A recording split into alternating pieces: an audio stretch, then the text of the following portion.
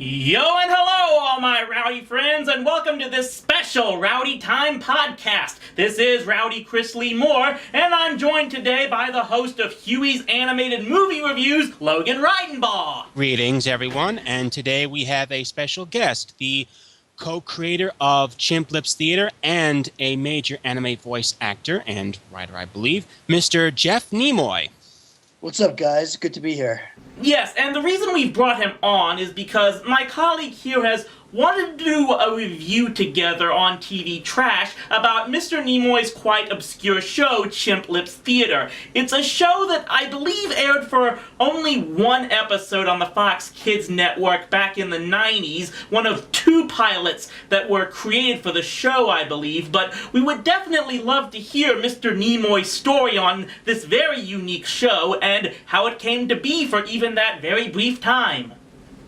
Well, you're a little off there on the one episode thing. I know you asked me off microphone. You asked me about it. You thought, from what you were reading on YouTube, that you thought one pilot aired and one pilot didn't. That's not true. I don't know where you got that from, but I'll tell you the whole story from beginning to end, and you'll see that they both aired.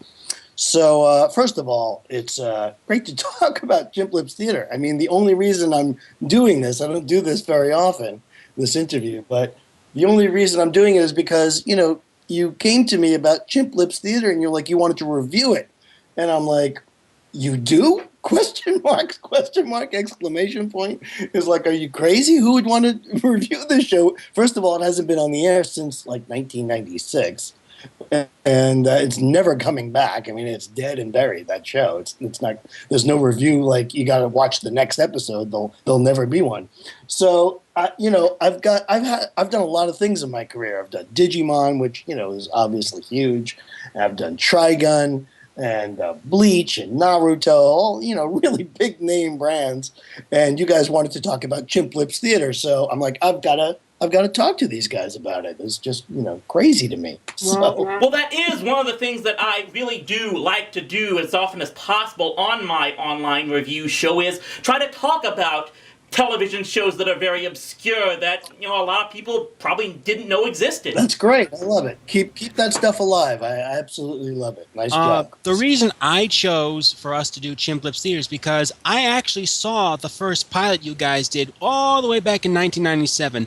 I believe the content you had on that pilot was the Pinocchio anime, which was dubbed by Saban, and the Gulliver cartoon, which was also done by Saban. Of course, this is a Saban show because in the second pilot you did, you had footage of Mighty Morphin Power Rangers.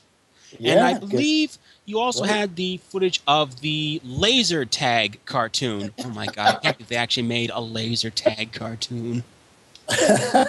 Yes, I absolutely did. That's a great memory. I did not for years and years. I wanted to remember the name of that show, and I thought I'd never see it again. Then one day I was browsing YouTube, and I saw, oh my, this can't be what I'm thinking is. And I look, and it's like, oh my God, it is. They made a second episode, and I watched it.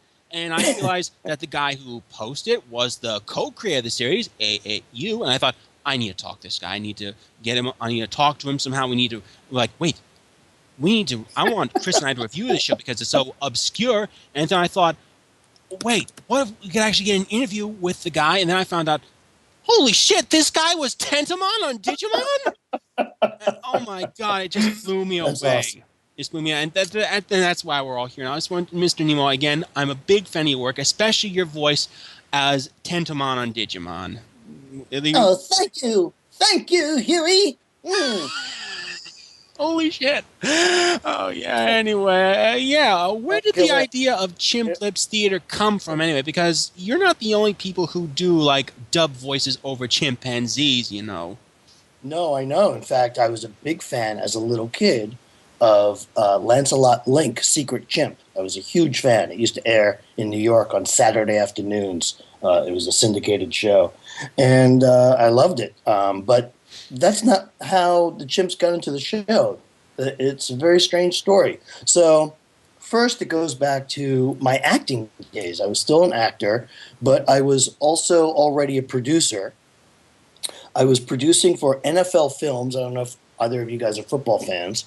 I'm not, but Chris is. Well, they have this company I called know enough about it.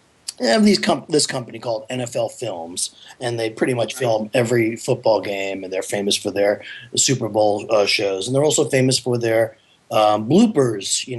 That they videos that given away with Sports Illustrated back in the old days.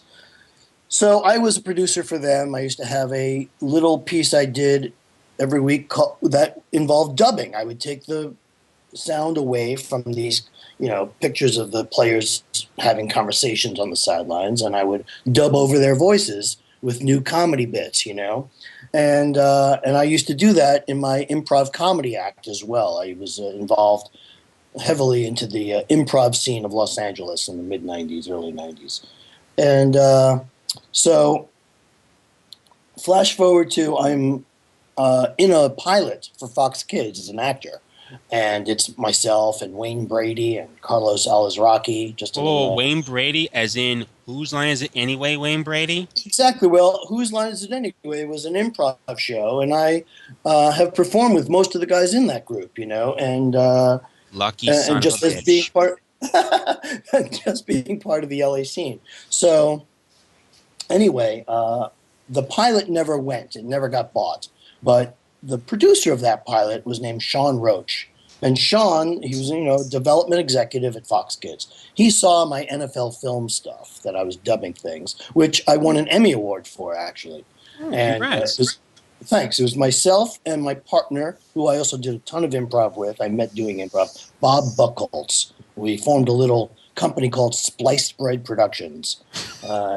And we would do this dubbing stuff for NFL films. Bob still owns the company without me, by the way, and we're still great friends. Anyway, and Bob worked on Digimon with me as well throughout the whole thing. So flash forward now, Sean Roach, he sees my dubbing tape, the Emmy-winning stuff, and he said, would you like to I have this idea for a developing show here at Fox Kids, because we have this entire Saban library that we can use. They're all imported from somewhere else that we dubbed into English over the years. And I'd like to repurpose this material into something funny. Maybe, we didn't know the format at that point. He just wanted to do something like that. He asked me if I'd like to write on it with him. And I said, no, but I'd be interested in producing the whole thing with Bob Buchholz and my company as a co-production. And he agreed, and together we pitched this thing called Half Heroes. And it was myself and Bob. We were going to play. They gave us all the footage to choose from. And one of them was Hercules, and one of them was Pinocchio. And we thought, this is sort of the two most recognizable names in the Saban library. So let's use those. We were going to do a pilot presentation with just 2 episodes. And it was going to be called Half Heroes. And there were these 2 hosts, live action hosts. It was going to be myself and Bob. And, I'm sorry, before Pinocchio, it was Quasimodo. It's a long time ago, guys. I'm sorry. Forgive me. My memory, is going to be kicking back in here any second. It was actually Quasimodo and Hercules. So I was going to play Quasimodo's half-brother, Manimoto. I think his name was Manimoto. and Bob was going to play Hercules' half-brother. I can't remember his name. Sorry. I bet it's really funny, though. And we ran a hero shop, a submarine sandwich hero shop. And the show was going to be called Half Heroes. And it was just ridiculous. The whole setup was ridiculous, that we were going to show these cartoons and not tell anyone we redid them or anything. Just show, hey, these are home movies from our brothers, that we're very proud of our brothers, whatever, stuff like that. So we pitched that together with Sean to some higher-ups in development at Fox Kids.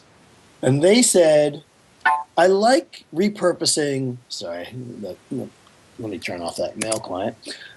They said, I like repurposing the footage that we have, because it's a real cheap way to get programming on the air. But I don't like this whole Half Heroes thing. And one executive, her name was Carol Monroe, turned to the others and said, hey, do we still have those chimps under contract? from Power Rangers. Oh, you mean the chimps that played Bulk and Skull in Power Rangers Turbo?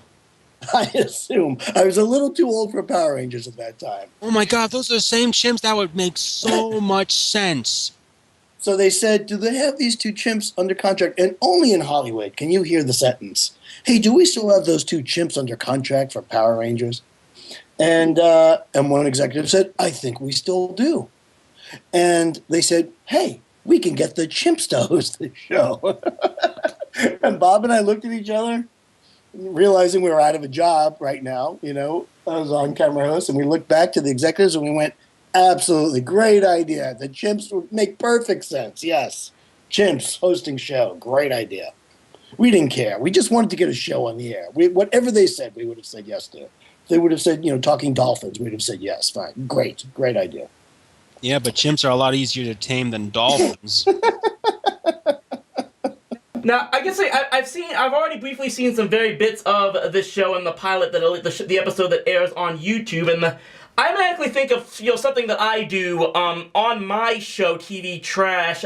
It's definitely nowhere close to the production levels of even a show like this, but a couple of the characters I use on my show as my reviewer personality has this team of talking cats that basically not only serve as his producers, but also double as ninja crime fighters. This is how crazy my mind is. What I basically do is I do voiceovers for them. They're just plush dolls, as that is, because I just film the camera in front of the plush cats and do voiceovers myself. Now, obviously, you're dealing with actual live animals on this show and chimpanzees, and it's got to be a lot more difficult. And I was just watching the episodes, and I will admit, it looked like there were some lines that almost like were like added in and throwaway lines just to make up for like the time of what these chimps are doing on screen. What was the production process that goes on here? Was it a sense of you basically had to just film the animals first and then kind of make up or at least adapt the dialogue as you went along in that production? Well, obviously, Bob and I had done all this dubbing, so we knew right away you can't write a script that chimps are going to flap 8 times to. You know what I mean?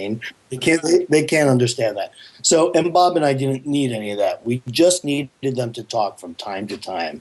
And so, anyway, after we got the green light to go ahead, and it was decided it would be Pinocchio and Hercules instead because they just thought Pinocchio was more of a recognizable name than Quasimodo, and of course it was. So then we got the budget, we got everything in place, and we hired the chimps. And we built sets, so we had to come up with a concept. The concept were these two chimps in their like basement or living room, right? And they just want to be on TV. They just want to make TV shows. They want to be producers. They want to be show creators.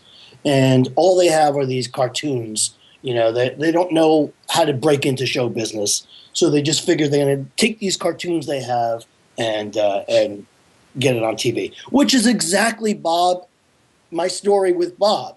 We were just two chimps in Bob's living room, or Bob's garage, actually, just trying to get on TV somehow, just trying to create a TV show. And that's exactly what happened. So it's more... Yeah, it actually reminds me of another show that once aired previously a few years earlier on the CBS network, Little Muppet Monsters, which is a new extension of the Muppet Babies TV shows, where basically I believe they had all these all these little Muppet characters who lived underneath the home of the main Muppets who were trying to get their own show off the air. It's kind of how just things like this kind of remind me of these things. Yeah. So that was the concept. So we built the set and we made it just a living room with a lot of film equipment, editing equipment, things like that. And we came up with 20 or 100 things, I don't remember the number, of things the chimps can do. And then we sent that to our dream list. Could the chimps do this? Could the chimps do that? And then we sent that to the trainer. And the trainer said, chimps can do this, they can't do this. They can do that, they can't do this. So we narrowed it down. So then when it was time to shoot, we had a 2-day shoot. Are you sure you want to have that noise there? I'm a noise guy. I'm an audio guy. I don't know if you want to have that sound rattling in the background. So the trainers, when it came time to shoot, we had a 2-day shoot, and we just shot everything on our list that trainers said they could do. And every now and then I would yell, have him talk. And then the trainer would do this hand gesture, a signal for the chimp that meant talk. Just he flapped his hands like talking, and the chimps would just rattle their mouth up and down like that. And that went on for 2 days. And we went home and we edited sort of like, we came up, looked at the footage, which is exactly what we used to do with NFL films. We would just look at all the footage until an idea struck us. Like we kept looking one day at John Elway and Mike Shanahan and the way Shanahan was moving his hand in and out. We said, does that look like he's looking like he's shifting a car?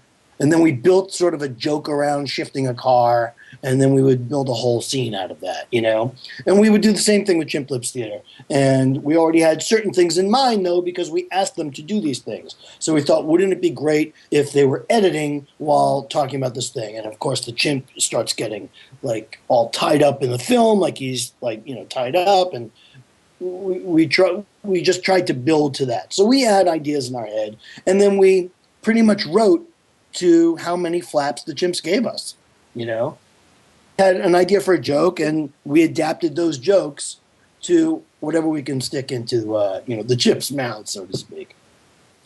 And it sounds a lot like, type of improv theater, or even kind of like Whose Line Is It Anyway, in that regard. Well, that's how Bob and I got, the idea to do it for NFL films. We used to do that Whose Line Is It Anyway bit called dubbing. It's an improv bit. Right, I love that segment. And also the LA Connection, where Bob and I met. I'll throw the LA Connection a little plug here. They'll love that. The LA Connection, where Bob and I met, they used to actually have a TV show on the air called Movie Madness. And it was like syndicated on Nickelodeon. And so we had a lot of experience with that stuff. And we used to do it like on a regular basis in movie theaters, not just on stage. So that was our process, and we did it very well at the time, and we still do it very well.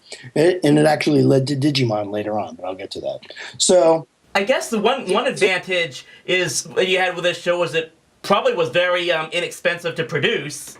Absolutely. The chimps cost practically nothing because they think they owed them like 3 days of shooting or something. And they built the set. They already owned the soundstage. And so, it was a very cheap show, and they already owned all the animation. So I think Bob and I were their biggest expense. How did you decide who would voice which chimp, and their names and how their voices would be? Well, we just sort of started like thinking as we saw these guys, what kind of character voices they might have had. And I used to do this voice in my improv act. Hi, my name is Scotty. I like chocolate. He was just a little fun kid, but a bit, slow. And I just kept looking at the chimp going, he's got to sound like this. Look at him. He's so dumb, but he's smart at the same time, And Bob was just like, this guy looks like he's a fast guy. All he cares about is money. He loves money so much his name is Cash, and that's how it sort of happened. And so Bob played Cash. I played Duppy. We didn't have much budget for other actors. I think we had like 2 other actors in the whole show. One of which is Lex Lang, who is a good friend of mine still, and Bonnie Calhoun, who's a good friend of mine still. Mm-hmm. Anyway, so we played most of the voices ourselves anyway. And so we directed it. We just had no money for anything. So we directed it ourselves. We wrote it ourselves. We executive produced it. We sat with the editor, told them exactly where we wanted everything. And it was a great sort of like first experience as an executive producer. It actually sounds a lot like, the process we have to go through with our review shows. We basically have little to no budget whatsoever, so we got to basically produce the whole thing ourselves. So that's kind of neat to know that people in Hollywood that have to deal with that just as well. Yeah, but there's a lot more pressure in Hollywood because the money's that much bigger. We had we weren't even a hit, and we had, something like 600,000 viewers, But anyway, they also, like, there's a lot that goes on into a network show. It's like you've heard of primetime television, and if you've ever noticed, the 8 o'clock show is more family-oriented, and the 10 o'clock show is more adult-oriented, And it's the same with kids' TV. The early morning stuff is for the very young kids, like 4 to 5 years old. And then, like, around 10:30 already, it's like you're practically a teenager. You know what I mean? You're a tween at that point. Right. So, like Nickelodeon, Nick Jr., Nick at Night. Right. And our 10:30, we were given a 10:30 time slot for the first show. And I'm sorry, that's the second show already. Well, let me get to this one. So this one airs, and it does incredible numbers, right? And we were really happy with it. I mean, we were really, really thrilled with the way it came out. And Sean, myself, Bob, our spouses at the time, we all got together and watched it on TV. And it was an 8 o'clock in the morning. That's what it was, or at 8:30, which is a good prime time, And we all, like, toasted. And Fox Kids aired it as a special. That's what they called it, a special. So we all toasted. We thought, if the special does well and is well reviewed, we get 13 episodes and we'll become a TV series. And we were so confident after that it would happen. But a funny thing happened, like right before it aired. Chaim Saban bought Fox Kids, and they went from a partnership to an ownership. And Chaim Saban hated Chimp Lips Theater. Boo! He hated the fact that we were making fun of the cartoons that he loved so much that he acquired, Like hasn't the guy ever heard of laughing at yourself? Between dumping Chimp Lips Theater and approving Ninja Turtles Next Mutation, there wasn't a lot of good decisions kind of being made by Saban at that point. Yeah, I mean, look at their dub of Sailor Moon, for instance. And a lot of times when someone takes over a network, they get rid of all the old stuff because they don't want the failures on their hands. They want to fail or succeed with their own ideas. So what happened was, but the first pilot did air.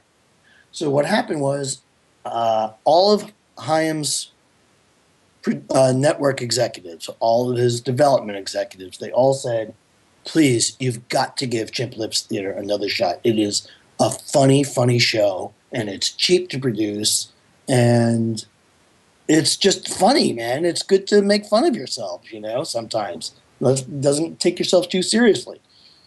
And he said, well, if it's going to be made, it's going to be made with changes. I don't want just 2 cartoons. It doesn't move enough. It's just too stagnant. You have the chimps for 2 seconds, and then it's cartoons for, 15 minutes. Yeah, the only cartoons you did have in the first pilot was Pinocchio and the Gulliver cartoon.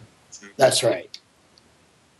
So, well, that's right. Hercules was cut too. I forgot.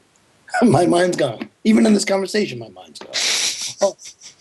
So he said, we want more chimps, twice as much chimps, half the price.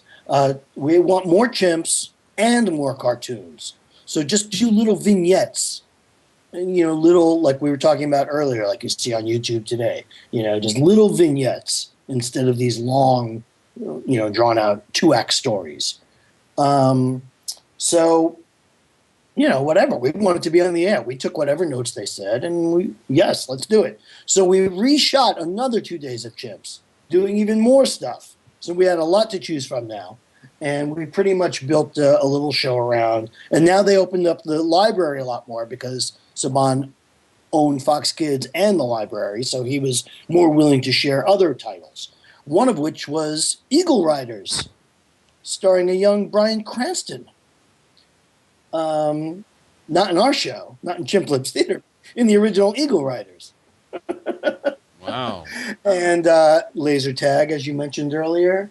And Power Rangers, we were able to, make fun of Power Rangers if we wanted to. In the style of Julia Childs. Yeah, the cooking with the Flower Rangers. Exactly. And the flower was spelled like flour you cook with, not flour. Right. I think that was a good choice because Power Rangers is already an adaptation of a Japanese property in the first place, so why not just redub it again? Exactly, right.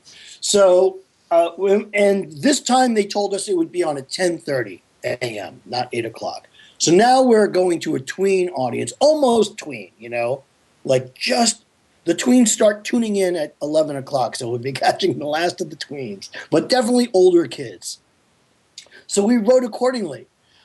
We wrote a joke about like someone having a stroke, and it was almost adult humor. You know what I mean? Careful, Cash, or I'll have a stroke. Exactly. It starts off with Duppy on a rowing machine and Cash yelling, "Stroke! Stroke!" And I go, "Careful, Cash, or I'll have a stroke." Exactly. Right. Yeah, and I love the joke where we were about to go. I was like, keep rowing. Pretend you're on the Titanic.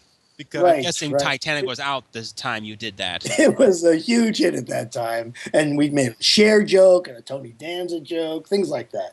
We were trying to reach a hip crowd, if you would. So, we were told 10:30 and we wrote to 10:30 and produced to 10:30. And then Chaim took a look at it and said, "I still hate it. Put it on at 6 a.m. What a sourpuss. And, hey, it's his ball. He can do what he wants. Yeah. So, and believe me, I know the challenge there, because I remember back when, I think it was when the Family Channel owned the reruns to one of my favorite all-time cartoon shows, the animated adaptation of Alf, and it was on at around 6 a.m. And that's when you pretty much know that they're just looking for filler spots. They got something they need to air and just need to take up time space, and it can be really difficult to those of us who actually wanted to watch it. I think that one time a network aired the Super Mario cartoon on that early as well. Don't forget Cartoon Network constantly airing the Thundercats reboot early just so they could get it canceled because it didn't do the numbers they wanted. That show had such potential and they squandered it. Same thing with Young Justice, which I'm happy is coming back eventually, and Green Lantern. I hate when studios do that, and Saban, oh boy, man. Well, anyway, Chaim was very good to me. I can't complain. But he missed the boat on Chimplips Theater, so he hated it. He still didn't like. He used to introduce me to others as the man who ruined my life's work, because he just didn't like the way I would make fun of his film library. He just didn't like it. He didn't like the mean-spiritedness of it all.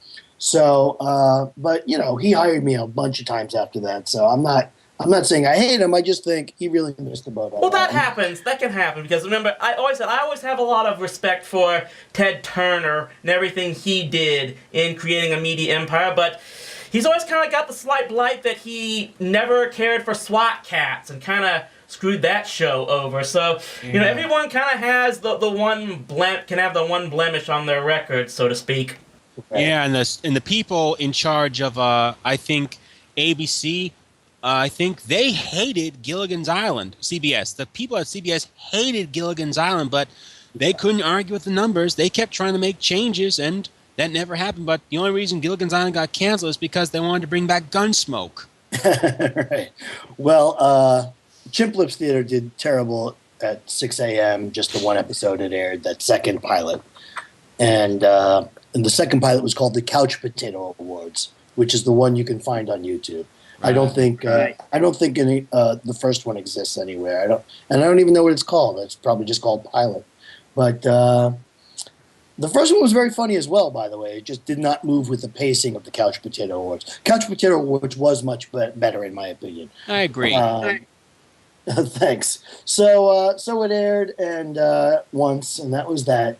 And funny enough, TNT did a series of interstitials not too long ago using the same exact chimps called something like Monkey Theater. I don't know what it was called. Oh, yeah, I remember it's that segment they did. TNT did it too, where they had chimps. They had chimps reenacting scenes from famous movies like Jurassic Park, Planet of the Apes, Indiana Jones. And everyone thought, because all my friends were like, "Hey, I saw your stuff on TNT today." I'm like, "No, you didn't." They all thought because they knew I worked with chimps and stuff like that, and they thought this was it, But Not too many of my News friends. is, but I guess the good news is this wasn't the end for you, because like you said, you did get on to get a role in stuff like Digimon even after this show didn't pass over. More than that, I am, even though he didn't like Chimp Lips Theater, he did like me because he hired me for another, 2 special pilot deal for another show. And that didn't go, even though that got good numbers.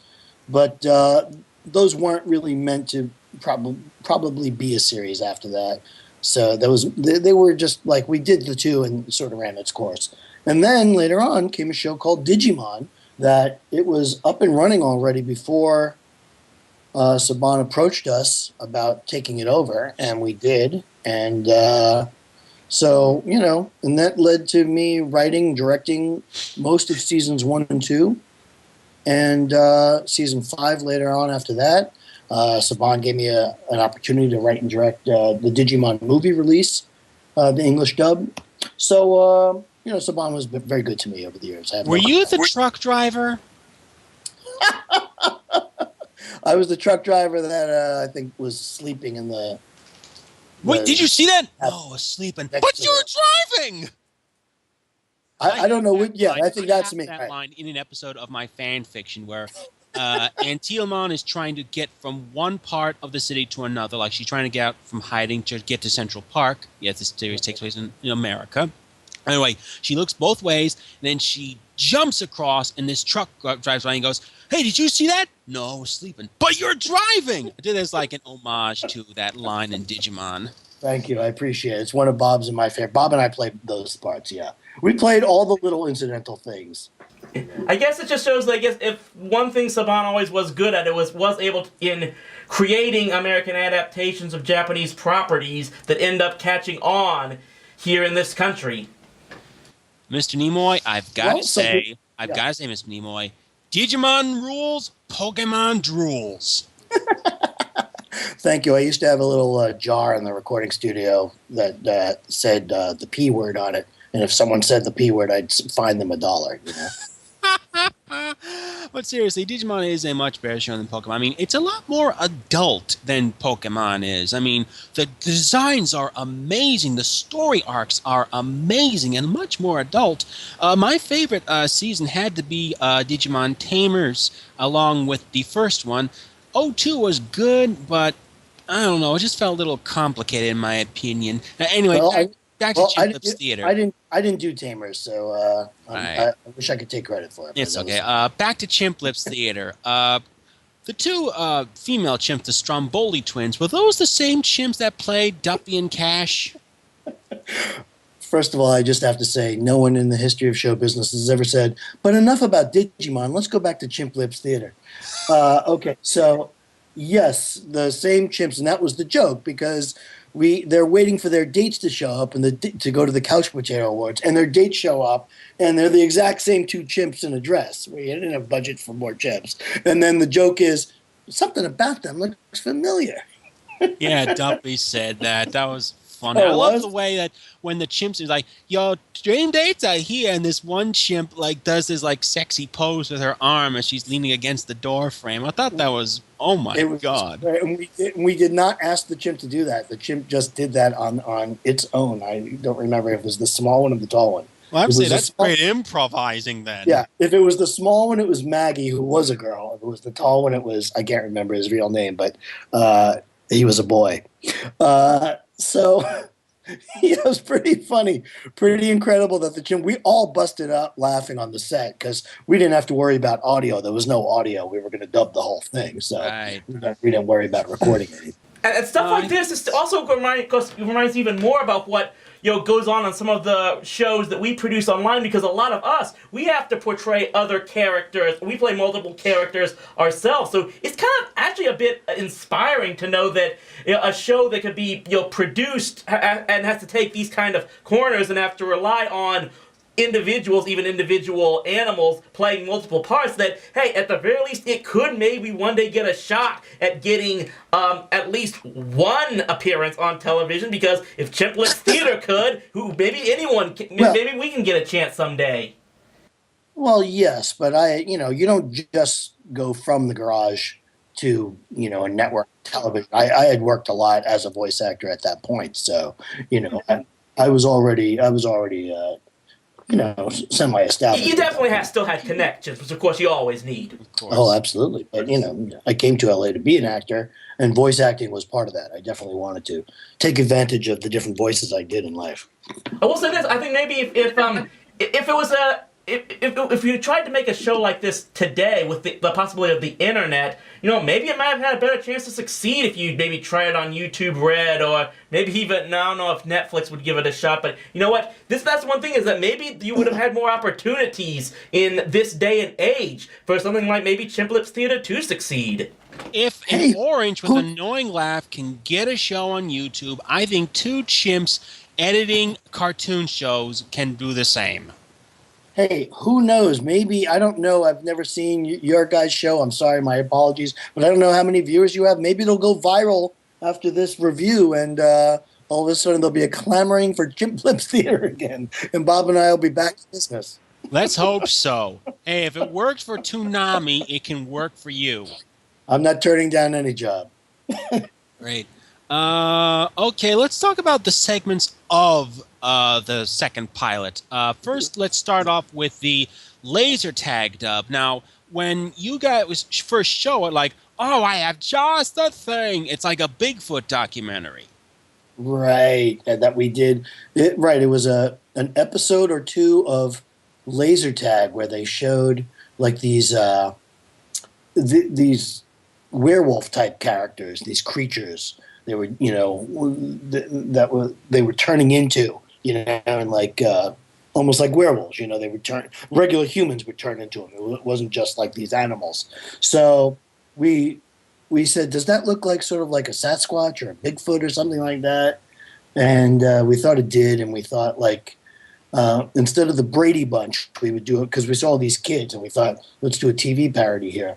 So we did a parody of the Brady Bunch, only it was called the Bigfoot Bunch. Right, but of course, the kids all had the names of the Brady kids. As did the parents, but it was, instead of this one day this man named Brady married this lovely lady, it was this man named Brady married this lovely Yeti. And it was through a dating service, Brady met Miss Bigfoot, and when he saw her face, he almost lost his lunch.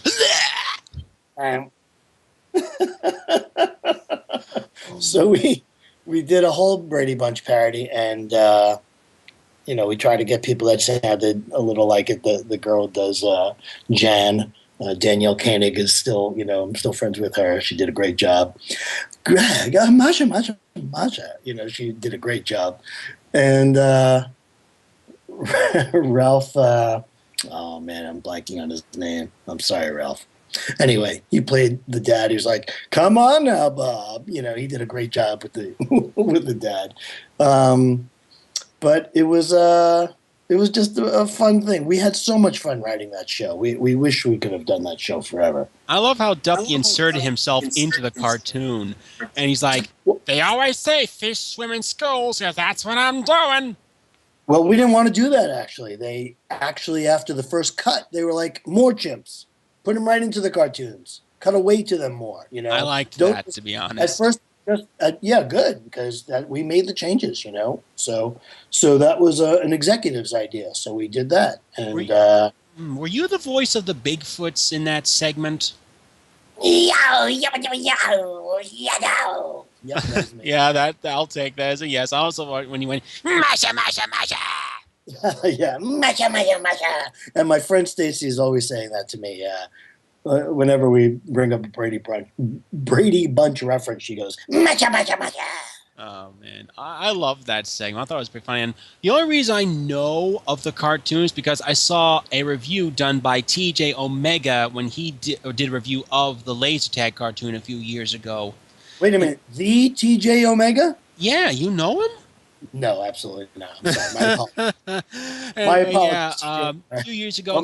I'm sure you have a great show, though, TJ Omega. Yeah, thank you. Yeah, you do. Anyway, a few years ago, he did a review of the laser tag cartoon. So when I watched the second pilot, and the monster looked familiar, and when they showed one of the scenes where they're attacking cars, like, oh my god, this is the laser tag cartoon, isn't it? Yeah, we got to use everything. I mean, Power Rangers was still an enormous hit all the time we used their footage, you know? All right, So, yeah. okay, yeah. Speaking of which, on to Cooking with the Flower Rangers, where, where you turned Rita Repulsa into Julia Stepchild's. Julia Stepchild, right? Were you the Oh, my voice? Were you God. doing the voice? I was. That's, I did almost every voice. It was, Wushu!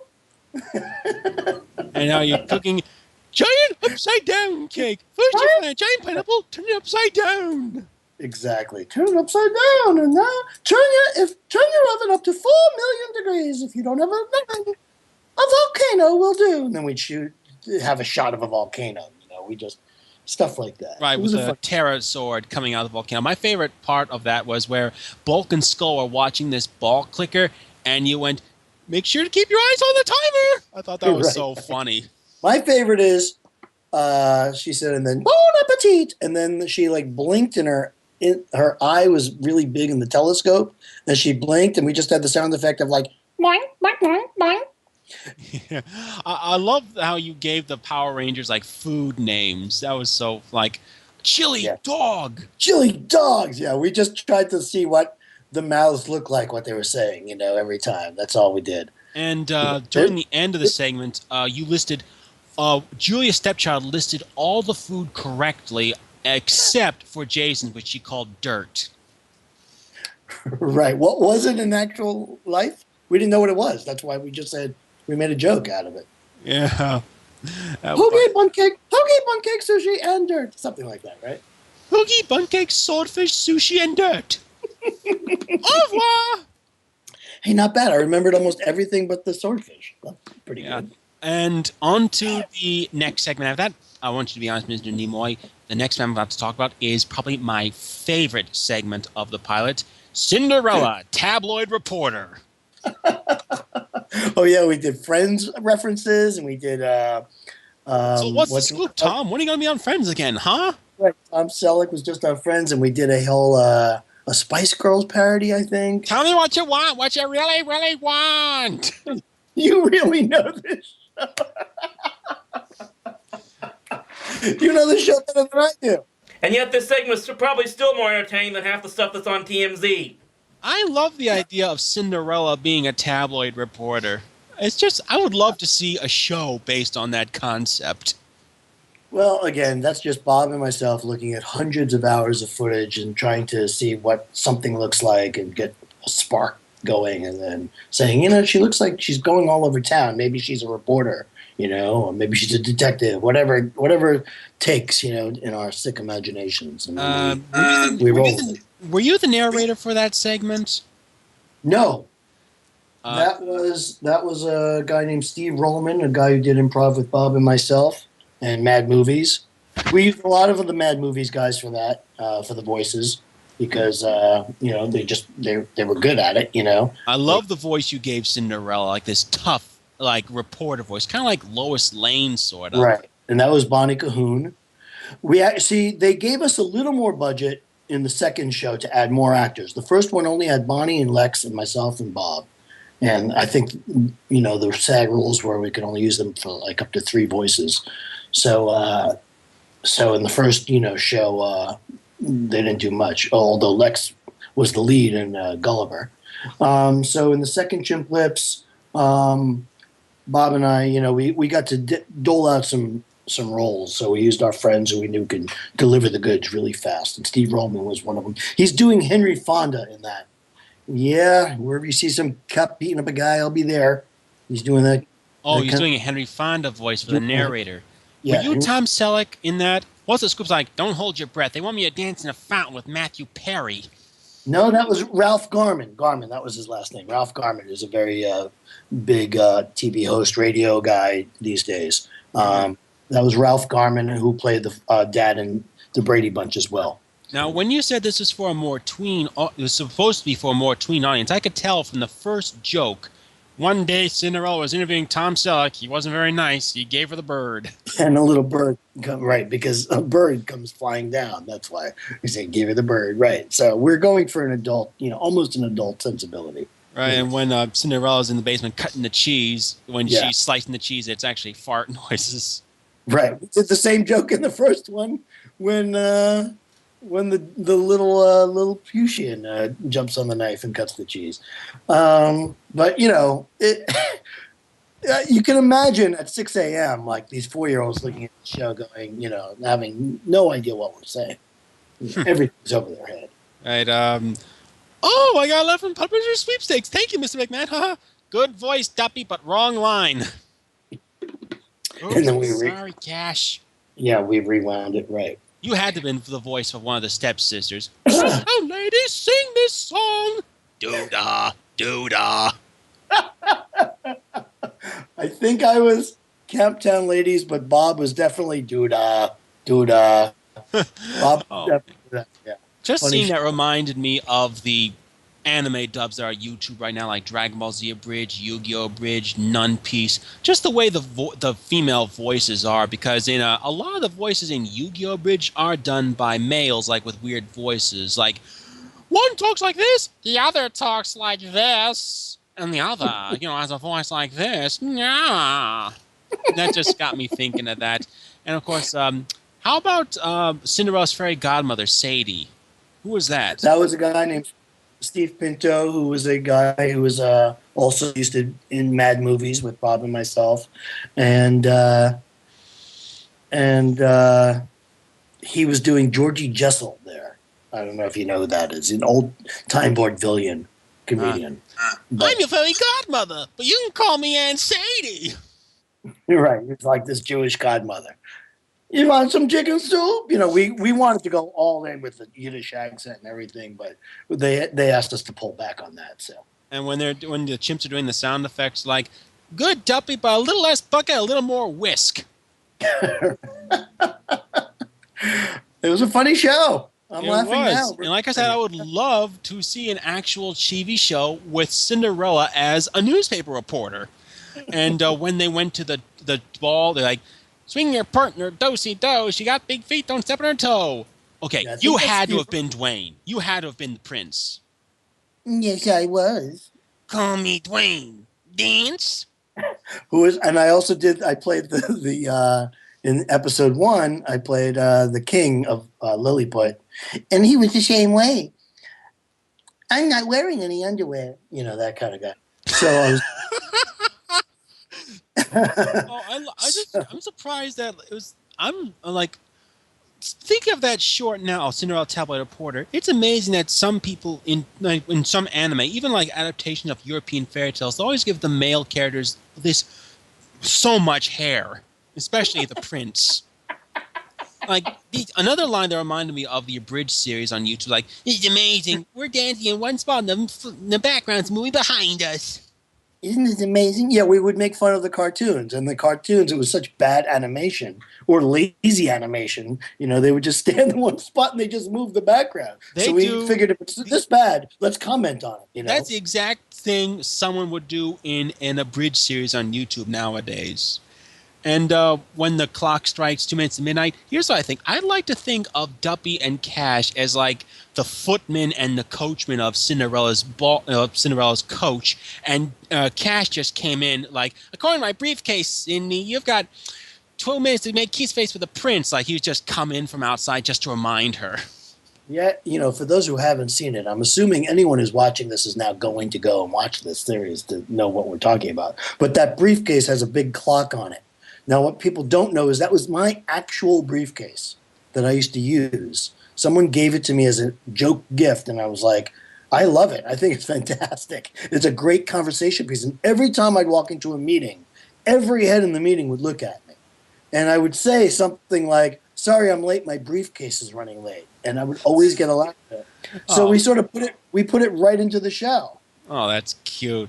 I love that line. Like, according to my briefcase, you have 2 minutes to make kissy face the prince there, Cindy. Mwah, mwah, mwah. And then Cinderella was screaming, ah! Was she screaming at the fact there were 2 minutes left, or was she screaming because there's a chimp talking to her?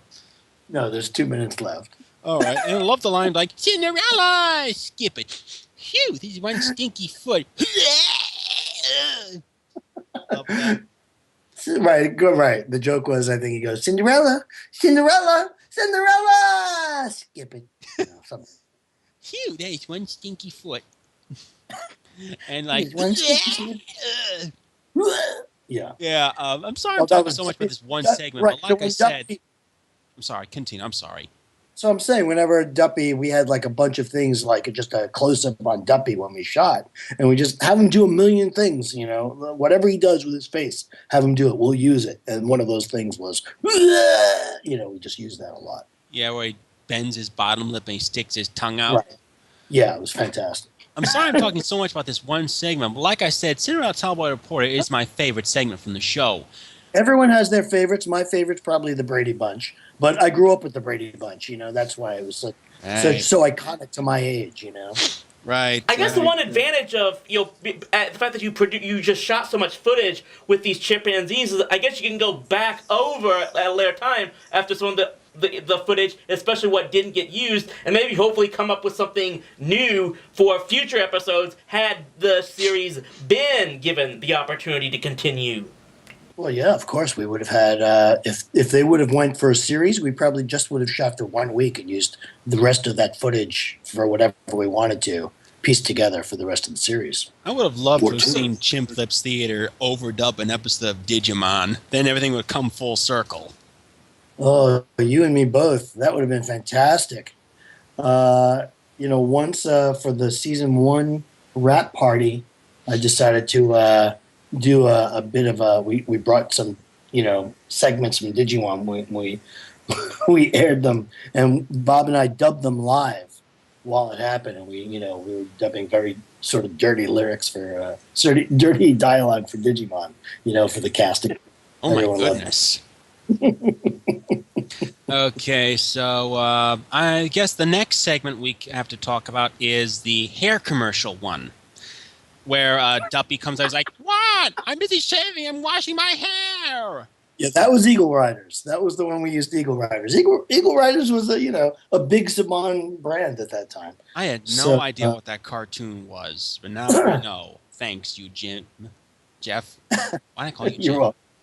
Yeah, it's okay. Eagle Riders like, "Duh! I'm having a real bad hair day." What about the fact that you just fell out of your truck as it exploded? Right. And I'm getting tired of shampooing, rinse, and repeat. Right? I think that was the line. That was you? Oh, that yeah, was me. It was you. Were you the guy that went, "Duh! I'm having a really bad hair day"? Oh, that was Steve Rollman again, the guy who did the Henry Fonda impersonation. I guess my favorite part of that commercial is when they're talking about how you shouldn't eat bananas while having the commercial. Duppy's eating a banana and he just goes, "Huh?" Well, we only threw that line in there because we knew we had that footage of Duppy under a hairdryer eating a banana. And the way he looked at the camera, was just like, we have to use this for something somewhere, So we built that into the joke. Yeah. Oh man, that was good. I love Duppy's reaction. He just goes, "Wait, what? Huh? Right. Yeah. Whatever you're doing right now, never do. Huh? So Eagle Riders.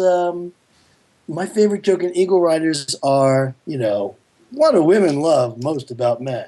Fabulously bald. It's the one thing right. It's not these guys. It's Sean Connery, Michael Jordan, and Danny DeVito. Right. So if you notice, it's the same exact shot. It's Sean Connery. It's this one shot of this bald eagle rider, and we go Sean Connery. We put the name Sean Connery.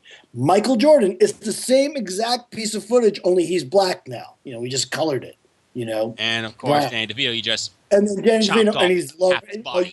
Right, you can't see from his eyebrows down or something like that, because he's so short. So that was the joke of that, Yeah.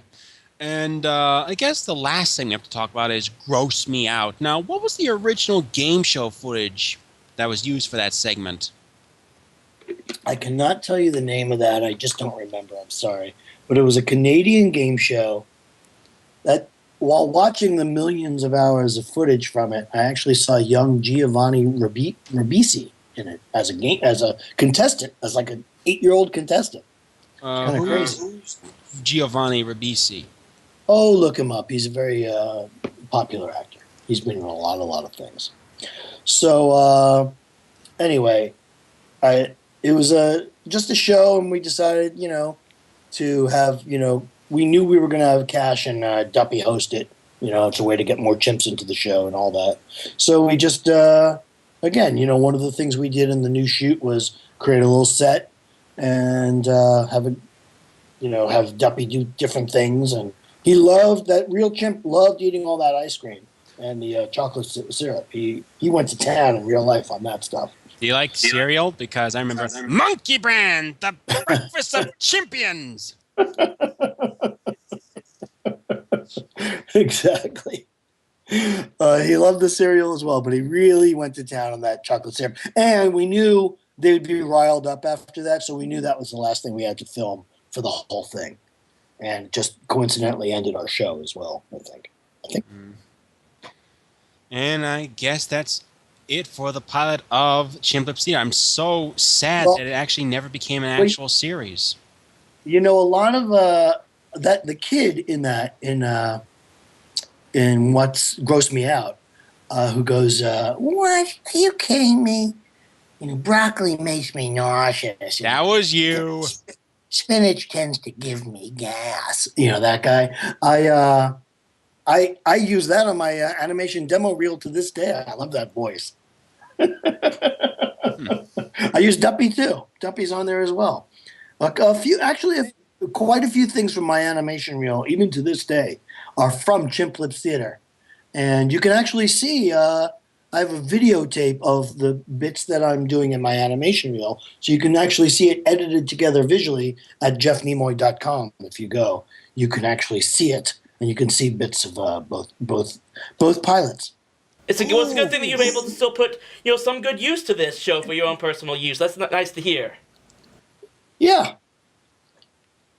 Question: has anyone else asked you about Chimp Lips Theater aside from the two of us?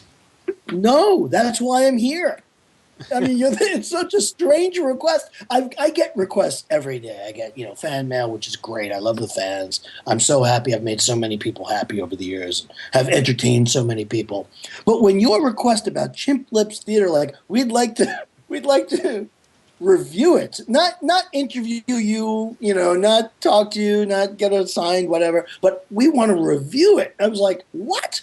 Who wants to review this show? I've got to talk to these guys. I just have to. Well, people that review obscure television shows. That's what, like Chris here. I mean, this is the guy who reviewed Heil Honey, I'm Home, for crying out loud. Yeah, that was... Because can sometimes be a glutton for punishment like that. I mean, I've reviewed some on-air, some drop pilots, like the pilot for the Battletoads cartoon that aired one time. There was... you also co-reviewed the Red Dwarf USA pilot with Brandon, a.k.a. the Hardcore Kid. Oh, yeah, that was another one we managed to hunt down. Are you trying to remember those? I hate to be in that category because I'll tell you, a lot of pilots don't make it to air for a reason, but I think this one, they just dropped the ball. I think this one deserved to be on the air. And to tell you the truth, right up until the time we got a 6 a.m. slot, we were convinced we were going to have a show, especially after that first pilot aired so well. We definitely thought we were going to have a series out of it. And we knew once they gave us a 6 a.m. time slot, we were dead. We were showbiz savvy enough at that point to know 6 a.m. meant death for the kind of show we delivered to them. Yeah, absolutely. And like I said, it definitely it could be an effort just to get a pilot on the air sometimes, I'm well aware of. Because Hewy and I, we've both also reviewed that drop pilot of that show, The Groovinians. You probably remember that. Yeah, I reviewed it first for my show. Then I thought, let's make this like a sort of story arc. So I had a little cliffhanger on my show where Chris would then receive the pilot and review it himself. Yeah, and I wanted to, and let's just say I would have bet Chimp Lips Theater probably deserved, at least, but neither one of them probably got another chance, but I think Chimp Lips Theater probably deserved a better opportunity to get a series than the Groovinians did. Let's just leave it at that. Chaim still in business, and Chaim still owns them, and I'm sure he's a regular listener of yours, of both of you. I'm sure he's watching right now. and he's saying that Nimoy, he continues to ruin my life's work. Look at him. But he's a good guy. A guy who began doing music now runs a major entertainment corporation. Pretty amazing. He had vision about that Power Rangers, man. He had vision to repurpose it. He thought he knew kids would love it, and sure enough, he made so much money from Power Rangers, he was able to buy the network that aired it, and hats off to him. Yes, hats off to him, and especially hats off to getting Ron Wasserman for doing that awesome theme song. Of Go Power Rangers! I was going to say he didn't do the Chimp Lips Theater. Right, so I was saying he did Mighty Morphin Power Rangers. You were talking about Power Rangers. I thought, well, yeah, I'm also glad he also got Ron Wasserman to do the theme song. As for Digimon, yeah, I actually love the Digimon theme song more than the original Japanese theme song.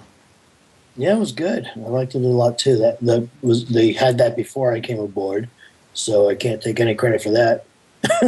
But Chimp Lips Theater was done by Lloyd Cook and Jeremy Sweet, and they wanted to, like the Brady Bunch or Gilligan's Island, they wanted to tell the story of, there was a lot of explaining to do in Chimp Lips Theater, so they wanted the opening to actually tell the story of what their people are about to watch. Two chimps watching TV. They're looking and watching what they see. One chimp who gets an idea. It's been its own show. Chimp Lips. Hey. Good. Wow, that's great. I mean, I think we guess watching the show, we're both disappointed that it probably didn't get as fair a shake as it probably could have. But you know what? At the very least, we're glad that it helped at least continue, and you still got opportunities with Saban to do stuff like Digimon and all those other shows. So in a sense, that's kind of a big example of, you just keep trying, you just keep plugging along, and eventually something's gonna come together for you. I mean, not just Saban. I mean, looking at your resume, it looks like you also got work with Funimation as well. Those are the big leagues when it comes to dubbing. No, never worked with Funimation, but Studiopolis, which I would say is as big league as anyone.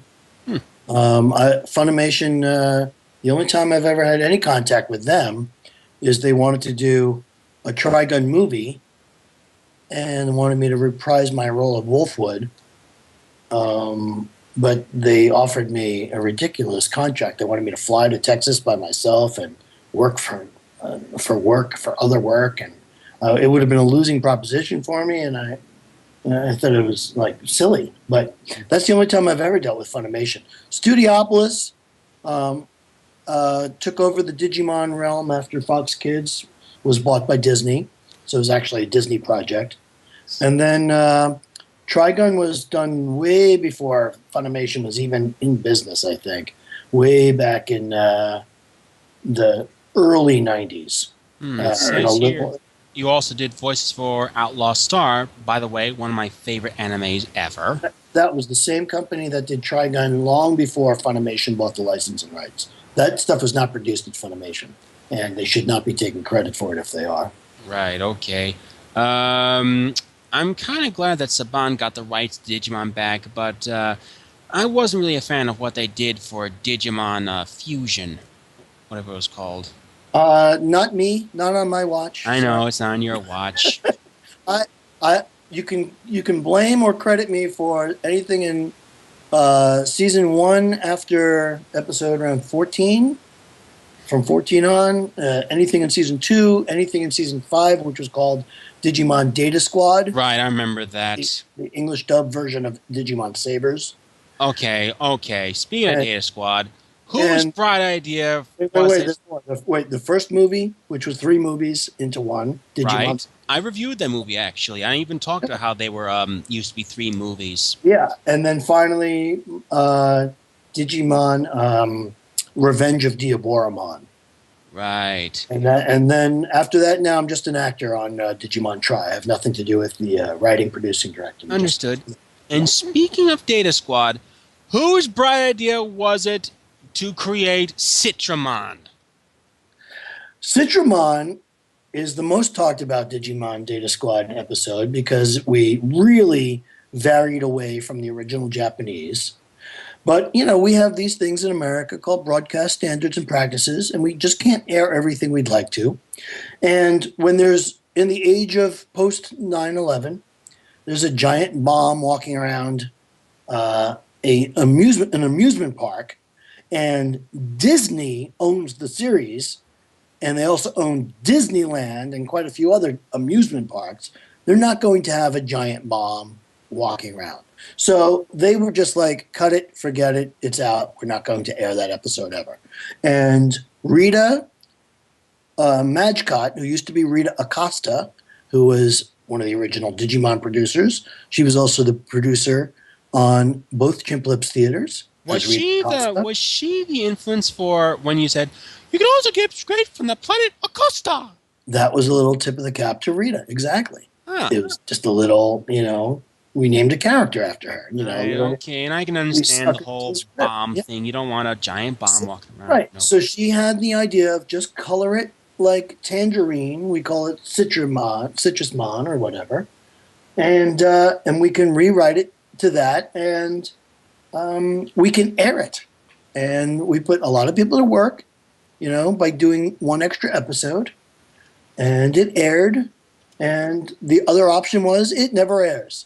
So stop complaining, subbers. You don't have to watch it if you don't want to. Okay. Hey, it's just trying to make the best out of a bad situation. I have one more question regarding Citramon. You can always change the channel, and that's why they have both subs and dubs, so everyone can watch what they like to watch. And it's still a free country. It might not be in the foreseeable future, but for now, it's a free country. You can do whatever you want. Believe me, it's a tremendous company with free speech. So change the channel. Anyway, speaking of Citramon, this might be a coincidence or anything, but did the guy who voiced Citramon also voice Don Patch from Bobobo? Quite possibly, because I worked with Kirk Thornton very, very often.